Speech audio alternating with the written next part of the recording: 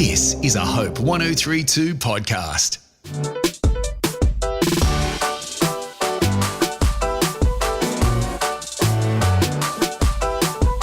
Hello, welcome to Undistracted. I'm your host, Laura Bennett, and this is the podcast where we learn from our guests how to be better at building our lives around our passions, our purpose, and dealing with some of the stuff that gets in the way of it. Wendy Harmer is one of Australia's most versatile and much loved entertainers.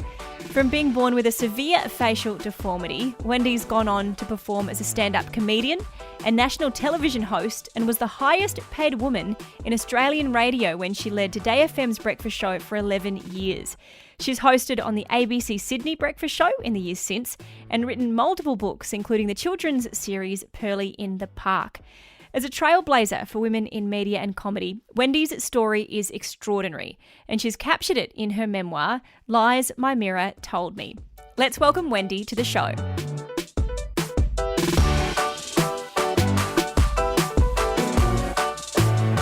Oh, thank you, Laura. Big thrill to be with you too. Thank you. I appreciate your time because as someone who, has written a memoir, that can't be an easy undertaking, and now telling us all about it. When do you feel ready to write a memoir? Oh, I say maybe you should write it young, Laura. You should get started on yours now while you still remember. I mean, it doesn't matter how many volumes you put out. No, seriously, I got the advance to write this memoir 8 years ago, and it got to the point really where I thought, oh, crikey, I better start doing this or I have to hand the money back. So when Robbie Buck and I finished up at ABC Sydney at the end of 21, then I thought, well, now it's now or never, do or die. Now's the time to write it. And as much as it's your memoir, it also feels like a time capsule to an old Australia, one where Maya was Aladdin's cave. I love that line. Oh, yeah. Well, it is 50. Well, I'm 68, so there's a lot of stuff in there. But one of the reasons that I wanted to write it, Laura, was because I have really been an eyewitness. I've had a front row seat to quite a lot of changes in Australian culture, especially in women's comedy and especially in radio. I was also the first female copy girl and cadet that they ever had at the Geelong Advertiser in 130 years, the first woman in the newsroom. So, I've seen a lot of changes over the years, and I thought that it would be good to get that down. Yeah, and I really like the pictures that you paint because, as you say, so many different changes. Does it feel easier the more changes that you see, or are you constantly in a state where you feel like maybe a bit of a fish out of water, you're constantly kind of a newbie as things shift all the time?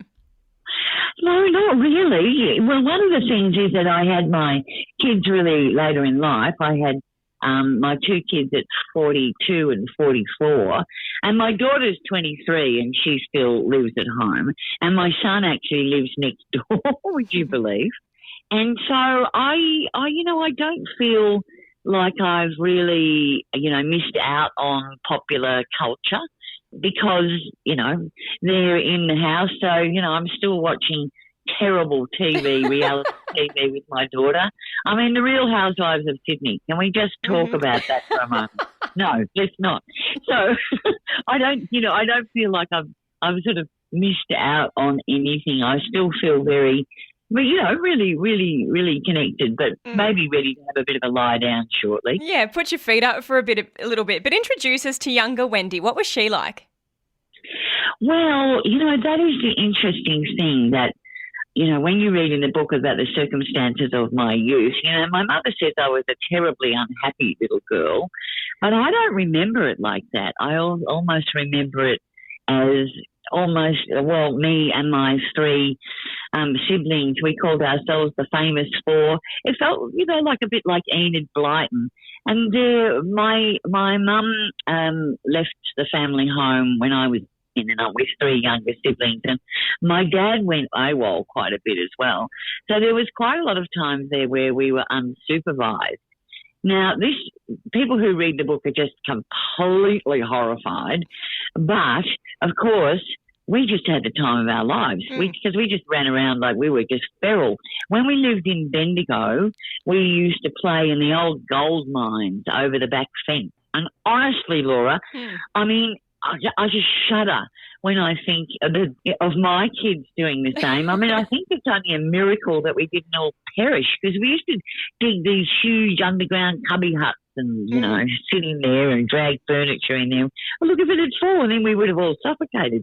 But so we had a great old time. But as a kid, I loved school. My dad was a headmaster, and we lived, and this is the time that you say is like a time capsule as well, an era where Dad would be the headmaster and we would live in the residence next door. In one particular case, and we moved a lot, in one particular case, one school we lived in at Freshwater Creek in country Victoria. How about this? The house and the school were the same building. So for my sister to go to school, she walked out of her bedroom door, through the back door, turned right. 5 steps later, she was in the schoolroom. You'd have no excuse for being late living that close.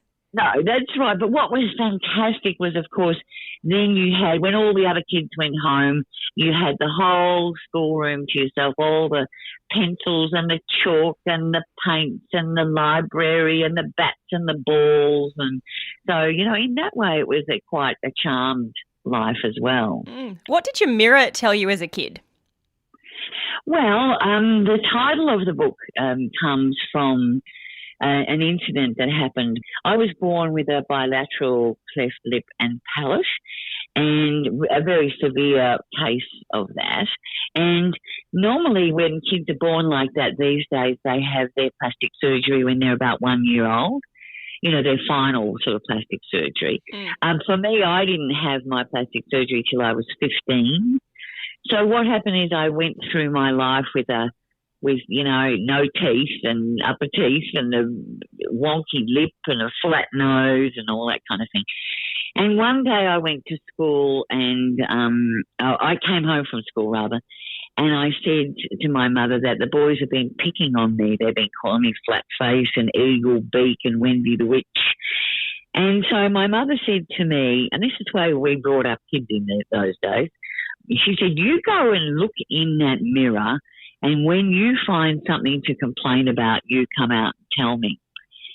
So I went off and stood in front of the mirror, and look, there was plenty to complain about. And there was lots to complain about. But I came out and I said to my mother, I've got, you know, nothing. There's nothing to complain about. And so that's sort of where I got the idea, I guess, for the book, for the title. And what I have done throughout the book is each chapter starts with me looking in a different mirror. Like when I was at school, when I was a journalist, backstage as a stand-up comedian, and getting up for breakfast radio at 3 o'clock in the morning, and, you know, looking at my mirror, at myself backstage at the Logies, all that sort of thing. So that's the way that I've divided up the book. That's where the title comes from. Yeah, and it's almost a kind of continuous check-in with yourself almost that those mirrors represent in some ways. But to hear your mum say something like that to you, what do you think her response, or what response did she think she was going to get out of you saying that? Because it seems a little harsh on in one way of looking at it. Well, I mean, 60 years later, I was only talking with my mother. She still lives in Tasmania, where she went to when she left. And, you know, we talk on the phone and so forth. And I've seen her in person over the years, but she admits that lesson was brutal, she said. And I can't imagine me doing that with my children. But I think in many ways that was what parenting was like back then. The parents just said, oh, you know, you'll be fine, just pull your socks up and off you go. But now we are so much more aware of bullying or teasing or whatever you want to call it. And I don't think that, and schools are as well. And I think that's been a good thing over the years. Fathers spend more time with their kids. And my mother suffered from postnatal depression, and she tried to take her life with an overdose when I was around 10. So I think we understand postnatal depression much more as well. And look, in those days in country Victoria, there weren't mental health services, not in the way we have them now. So it's interesting that you say that he's a time capsule, because there are so many things, as I say, that have changed since those days. Yeah, and it's quite a chaotic childhood that we're taken into, in the sense that you moved around a lot. As you mentioned, your mum attempts to take her life, she moves. It's sort of a childhood that, from my perspective, is one of the reasons why you are so resilient and why you have the tenacity that you do in your personal life and in your career. Well, yeah, I mean, I was taken back. There was a comment on social media not long ago, and it said, "Oh, lucky you, Wendy, you've got resilience," as if you're kind of born with it, but you're not born resilient. Babies aren't born resilient. Now, some kids can develop resilience, some don't.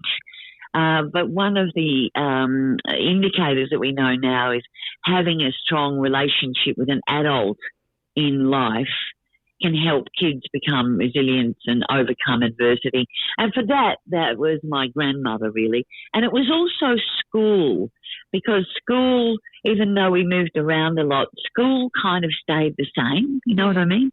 You'd always have that bell and you'd go into the schoolroom and, you knew you knocked off at 3 o'clock or 3:30 or whatever it was. So I think that those schoolrooms gave me a lot of stability as well. And your career in journalism, it begins with a short-lived local paper called the Greenwell Gazette. Tell us about its origin. Well, the Greenwell Gazette, when we were living in Selby in the Dandenong, you see how many places I'm mentioning? Yeah. To give a clue to how often we moved. Anyway, what happened was that because I'd been reading aloud from the newspaper at the kitchen table for years, because Dad didn't want me to have any impediment to my speech, with my palate. So I used to sit and read aloud from the newspaper. My brother Philip, he says there they'd be all choking down their peas at the table, and I'd be reading the headline and the news stories. It drove everyone crazy. So I think that he says that that's probably where my love of journalism comes from, and I think he's probably right. When we lived in Selby, we lived in Greenwell Road. So I thought, what we need is a newspaper here. And so I put together a thing called the Greenwell Gazette. Now, it was 4 pages. I hand drew all the photographs, I wrote all the stories, and I put the sheets together in Dad's office and stapled them, and I delivered them around the neighbourhood. I had great headlines like, the house next door got the electricity on, so it was like, power's on. Anyway, so then I thought, what I really need is a bit more of a scandal here, a bit of red meat for my readers. And so the Eagle landed, and I found out that our neighbour Ray had driven his truck through the front fence of his house across the road, and that he'd been inebriated and the police had come. And one of his kids told me. So I thought, this is brilliant. So the big headline on my paper was, Ray was drunk. Anyway, I put those in the letterboxes. And it was only about 10 minutes later, I reckon, when Ray came around, knocked on the door and threatened to punch Dad in the face. So my newspaper got shut down. But I did learn the power of the word allegedly, Laura, allegedly. But even though I think if I had written allegedly, he would have still threatened to punch Dad in the face. Oh, I've no doubt. And as fun as it is, to stir up a little bit of like neighbourhood kind of drama like that, I feel like, surely the appeal of journalism has to run a little bit deeper for you. What did seem attractive about it? Well, there was just this full throttle adrenaline in the newsroom that I even saw someone when I was working at the Sun News Pictorial in Melbourne. I even saw someone run the length of the newspaper office shouting, "Hold the front page," like, in an old black and white movie. So there was just a thrill of being in the telex room and watching all the international news come off the wires. And then also when I was in Geelong, when I was first started out, I used to ride around town on my push bike and collect all the news, and you come back and like I was going to college during the day, and then my shift would start at 4 p.m. and then I'd work till midnight. Wow. And then I'd get up and go to college the next day. So it was full on. But, having come from such a sort of a sheltered country life in these little towns that were always too far out of town, just to be in the middle of this incredible, to have the adrenaline rush of these newsrooms, it was just utterly addictive. I just loved it. Yeah, and you mentioned being the first woman at the Geelong Advertiser. There you're very much the woman in a man's world and treated as such in all of the worst ways as well. Did you feel like you were on a mission to break into a man's world, or were you just doing your job and enjoying that rush? Well, I think a bit of both, to tell you the truth. And the boys used to play terrible tricks on us. After a while, we got another female cadet in. She became the second. And Rosita and I, this is one of the tricks that they played. They said, we were sent down to the docks in Geelong to interview this crew of a submarine. Okay. So we went down to the docks in Geelong and there was nothing there. And then we thought, oh, okay, there's no one here. We better go back to the office. So we went back to the office and, of course, all the boys thought this was absolutely hilarious because there was no submarine. And, it's a bit like when you're an apprentice and, all the people on the building site tease you by saying, go out and get a left-handed hammer, that kind of thing. So, yeah, they were always sort of playing those games on us, And when we got together and we sat in opposite desks, they put a cartoon on the wall of these two old housewives yakking over a back fence. So, yes, I did feel like I had something to prove for women in those days. And when I was on the sub-editor's desk at the Melbourne Sun, for instance, I was always having a running war about use of the word Ms. or the title Ms. instead of Miss or Mrs. And they remember me as a pretty feisty young feminist. Yeah. Are you okay with the label of feminist? Do you mind that you've earned that in the public eye? No, I think it's tremendous. I'm very proud of it. And in those days, it's just hard, I guess, for the younger generation to imagine, what it was like before feminism came along. So all these games were made. And look, I don't mind if younger women don't want to call themselves that. That's absolutely their prerogative. But it would do well to remember, all the achievements that were made during those years.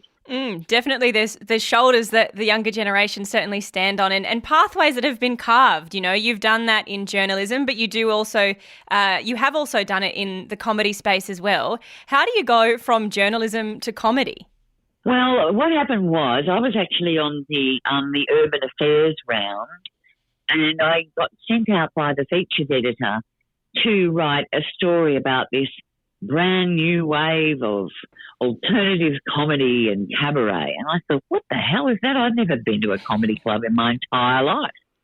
So I went off to see a show. I think it was at Melbourne University.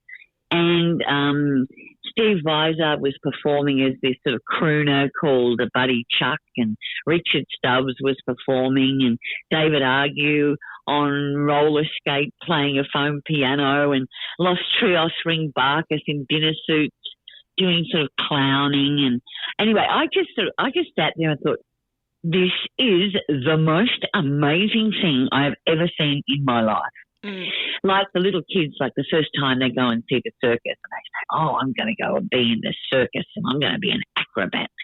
I decided I was sort of I got a boyfriend and started haunting all the comedy clubs, and then one day I went back to the office and said, well, I'm quitting because I'm going to go and be a stand-up comedian. And they said, what? And they told me later that they planned to have a group intervention to stop me making a terrible mistake. And the funny thing, even by the time I was on TV hosting the big gig, I used to go back into that newspaper office and they'd say, you to get your old job back, are you? I'm going, no, I don't think so. But yeah, I was just thunderstruck by this comedy scene, and I was really late to it because it was really thriving in Melbourne at the time. And the routine that you have before you go on stage, you're sort of looking into a mirror in a way, but also sort of telling yourself a bit of a mantra before you get on stage. Interestingly, sharing that you don't get nervous before you do your shows. No, not really. Not really. I don't seem to be a very nervous type of person. I think it's just in my nature, really. I mean, it got to the point where if I'd had a bit of a rough day, going and doing stand-up for me was like having a warm bath. It was really, I really enjoyed it. But when I stood backstage there for the first time, I went out and I did stand-up because I'd been doing character work. I was in a sketch show with Marianne Fay and Ian McFadgen and Peter Moon, and I decided that I wanted to do a sketch show, not just, rather stand-up rather than be in character. And so my mantra before going on is completely pathetic, but it was, I don't have to do this for a living.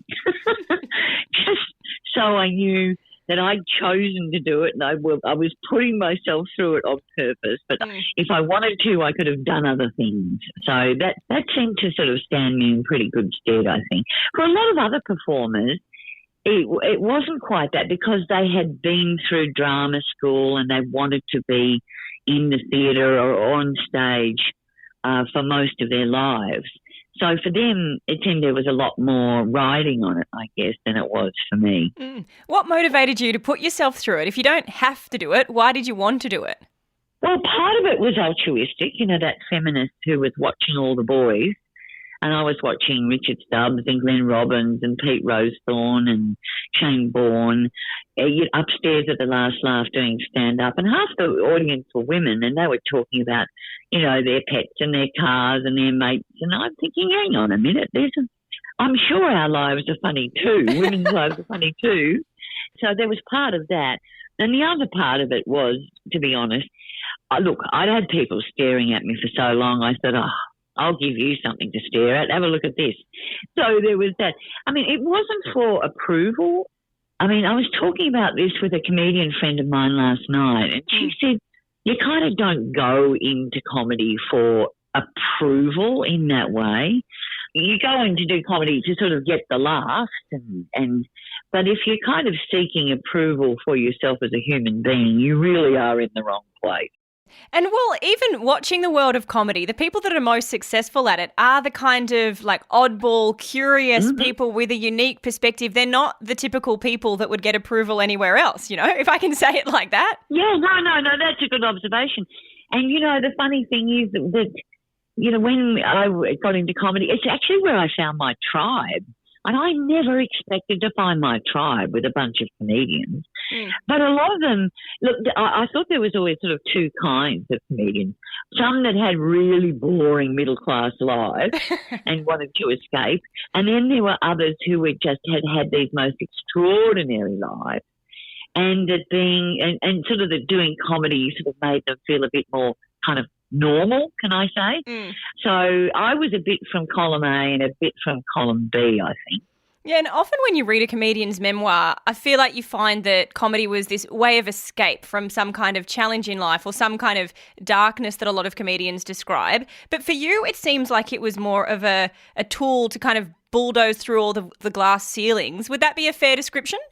Yeah, look, I mean, I was already a successful journalist. I mean, I'd started on State Round, and then I was hoping to go to the Canberra Press Gallery and then maybe be a foreign correspondent. So I just took this complete whoops, and sort of drove off the road, really. I sound like I'm kind of being sort of big noting myself or being a Pollyanna. I don't know.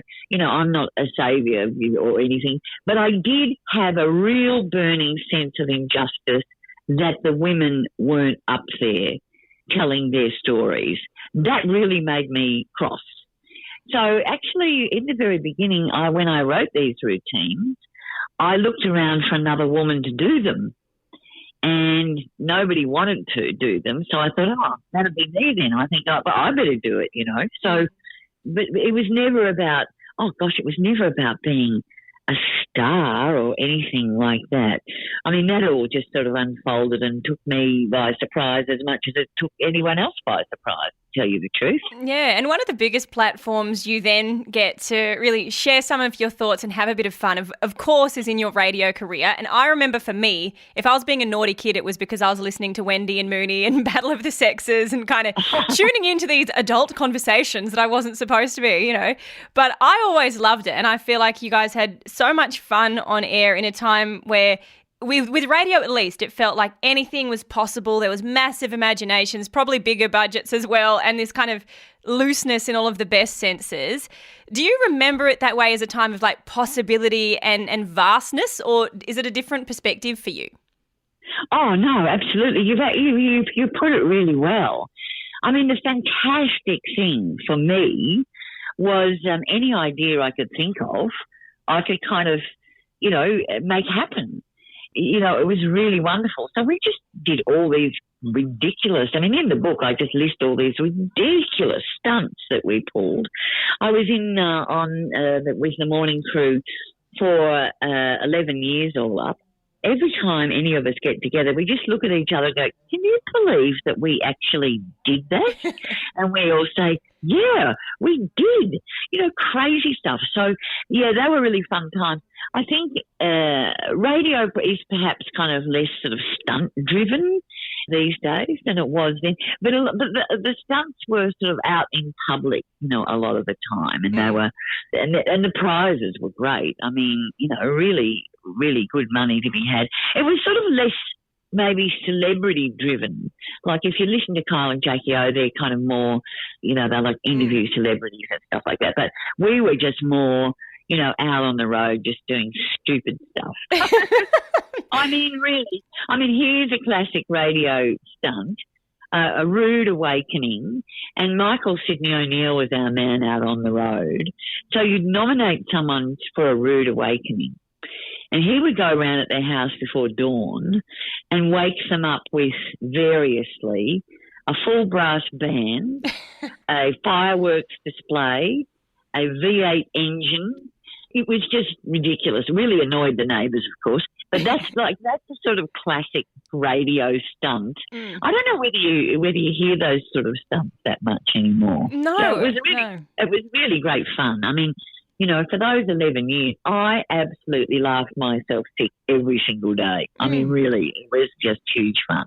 And you're giving those laughs to the audience as well, who they start their day with you, you become part of their world. Like there's so much identity connected to that. And while the sort of coming up and the adventure of it all sounds like a lot of fun, did you ever reach a point where you felt like you're not having to fight for respect anymore? Like you had kind of arrived in a sense into a space where, you belonged, you had a voice, you'd made it?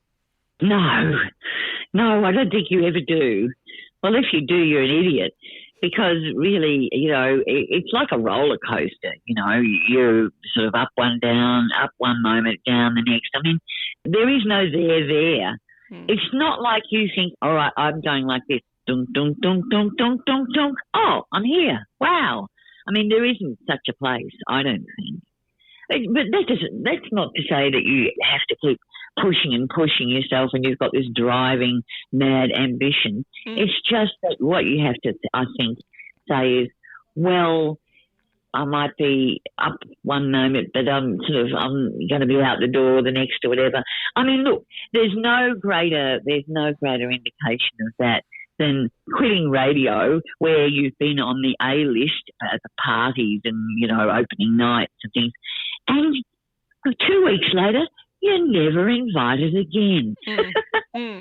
So, it's all a bit of a mirage. So you better be having fun and you better be enjoying yourself, on the way, because there's no other way to do it, really. And if you're not having fun and enjoying yourself, perhaps do something else. Yeah, and you've got to have a sense of yourself outside of the work you do, I suppose. And for a lot of people who read your book, I think it's going to be either the first time they've realised that you started out life with the cleft palate that you've talked about, or at least they've forgotten, that was your beginnings, because in a situation where you could have so easily chosen invisibility, you kind of went the opposite way and really stepped onto the stage, went into radio. That doesn't seem like it was something that really defined you. Why did you go so boldly into public life and platform as opposed to feeling like you needed to hide away? I don't know. How long have we got, Doctor? Would you like me to lie on this couch? Well, my husband said something lovely. I'm thinking, what is this book about? Someone said, what message do you want? Because this is one of the radio things that you do. You interview authors and you say, what message would you like people to take away from your book? I've asked it hundreds of times. Mm. And someone asked me that, and I said, I've absolutely got no idea. But so my husband stepped in and he said, well, you've heard of that saying that you can't be what you can't see. He said, you couldn't see it, so you decided to be it. And really, I don't know. You're asking me to sort of psychoanalyze myself on a much deeper level than I've ever bothered to, Laura. But I can come round and you can sort me out if you like. Have a play and see what happens. But your husband, Brendan, he seems like an absolute gem of a man. Yeah, he's not bad. He's pretty good. He's our song is You Couldn't Have Come at a Better Time. I was about 38. I was 39 when we got married. Good grief, we didn't ever think we'd have kids. I was, so old, and he was a few years younger than me. But we have done everything in partnership, I mean, people talk about professional women need a wife. He is not a wife, although, he's been called Mr. Harmer more times than he cares to remember, but he's not Mr. Harmer at all. I was married when I was 19 and I got stuck with the name Harmer. Anyway, that's another story. Something else to psychoanalyse? Yeah, that's right. But no, Brendan and I have been in partnership, and he said, I was earning enough money for him to be able to stay home and look after the kids. So we've done everything, really 50-50 in partnership. And that has been, I think, half the secret of success has been that he has been, I've never really picked up or dropped the kids at school. And he's done all that. He's the one that went to the play groups. He's the one that went to the, parent-teacher night. He's the one that took sports lessons and started the gardening club down the school. So that has really allowed me to get on and carve a career, I guess. That, a lot of couples don't have the chance to do it. I mean, we're lucky because we had the money, but a lot of couples don't have the chance to do that. So I've been very lucky in that way. Yeah, and you can't understate how significant it is you doing that in years where that wasn't as, common. Like, nowadays it's not necessarily common, but it's certainly more like, oh, yeah, sure, you guys work out what works for you in your partnership and people just roll with it. But, Wendy, I mean, it's been a pleasure talking with you. There's two things I want to ask you. One touches on the fact that in your book, it's not just, your career, comedy, all of this that sort of beats you up a bit. There's 3 or 4 notable heartbreaks that you do touch on. How do you pick yourself up from those kind of loves you've had and loves you've lost? Alcohol is good. It works. Yeah. No, I actually, I had a really, really bad breakup while I was doing the big gig. And it took me 2 books and a stage show to get over it. So, I went on a sort of talking, singing cure, I guess. I got to the stage where I'd done so much stand-up about it, and I'd, written a sort of a reference book called Love Gone Wrong, a little picture book, and then I wrote a novel. I got to the point where I thought, I am so sick of talking about this. But I should say that I have stayed on very good terms with my exes. In fact, one of them was in my bridal party, and the other one came to my wedding, and this was a bit of a triumph. He slept the night under a tree in the park. So, it all worked out in the end, Laura. Yeah, that's the moral of the story. Well, I want to ask you one question that I ask all of our guests that come on this show. It is called Undistracted. We talk to you about how to live around your passions, your purpose, and really deal with some of the stuff that gets in the way of it. You've lived an incredible life thus far, more to come as well. If you were to live around your passions, around your purpose, solely focused on those, what would you be doing? What would life look like from here on out for you, Wendy? What would it look like if I could just... I would be singing in a band, I think. That's what I'd be doing, I think. I'd be Deborah Conway. We'll get you a Vegas residency alongside Adele. That could be an option. Hey, now you are talking. Now you are talking. But look, I've been pretty lucky to be able to actually do the things that I really wanted to do. There was one moment there where I thought I might bring out a range of salsas and herbed vinegars, but I've managed to avoid that thus far. But no, it's been a real dream run because the thing that I love most is writing, and I've written lots of books, and so my distraction has become my career. So I'm very lucky in that way. Well, I still look forward to the vinegar and maybe a pickle line in there as well, Wendy. Thank you, pickles. There you go. There's another one.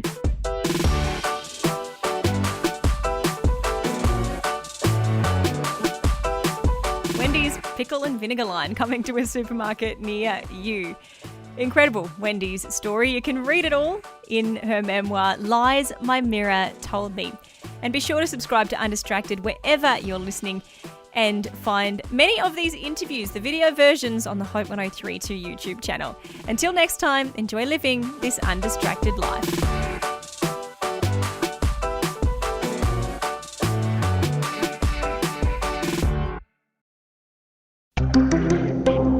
This is a Hope 1032 production. Thanks for listening.